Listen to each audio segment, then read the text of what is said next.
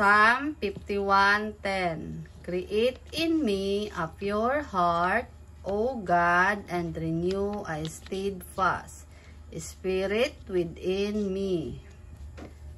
Mateo 5:14a. You are the light of the world. Psalm 139:149. I praise you because I am fearfully and wonderfully made.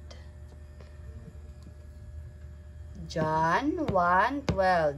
Yet to all who receive him, to those who believe in his name, he gave the right to become children of God. Proverbs 18:24. A man of many companions may come to ruin, but there is a friend who sticks closer than a brother. John 4:7.